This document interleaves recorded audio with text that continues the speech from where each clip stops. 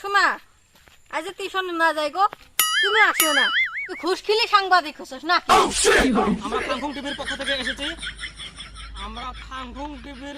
থেকে এসেছি।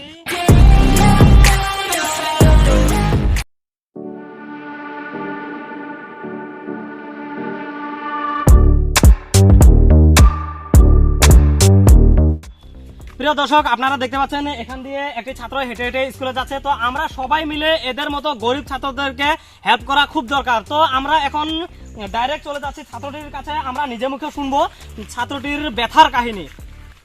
আমরা ফাংফুং টিভির পক্ষ থেকে এসেছি। আমরা আমাদের চ্যানেলের মাধ্যম দিয়ে তোমার মতো গরিব ছাত্রদের হেল্প করার চেষ্টা করি। তো আমরা আমাদের দর্শককে জানাতে চাই তোমার শিক্ষা জীবনের ব্যথার কাহিনী। তো এই সম্পর্কে তুমি কি বলবে? তুই গরিব মানুষে খেয়াল করছ ভালো কথা, কিন্তু এটি গরিব কাই? তুই আমাক গরিব মনে করছস? তুই মাসত যত টিহা না ইনকাম করস অত টিহা আমি বাইকত তেল ভরাই। আর তুই স্বপ্ন জিলে বাইক দেহস নাই, উলে বাইক দেখ যা আমার গলত পড়ি আছে। আচ্ছা, তোমার দামি দামি বাইক আছে, কিন্তু এই দামি দামি বাইক থাকতে তুমি হেঁটে হেঁটে স্কুলে যাও কেন? স্কুলত যাই মানে তুই ঘুষ খেলি সাংবাদিক হচ্ছিস নাকি? আমি এতে হাড়ি হাড়ি টিউশনে যাবে নাকি? অতি আমার গার্লফ্রেন্ড খারাপ হয়ে আছে, একসাথে হাড়ি আউ করতে করতে যাম। তো সকাল সকাল মুন্ডাই খারাপ করে দিল। তুই আমার সামনে যা যা, আজকে টিউশনতে যাবে নি।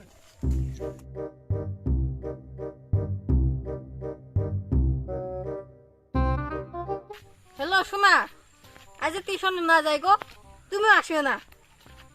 কি আর হবো, এটা ফাংফুং টিভির সাংবাদিক একটা মনে খারাপ করে দিল। আজ ওটা তোমার ভাই হয়? रे तो एल लग गए।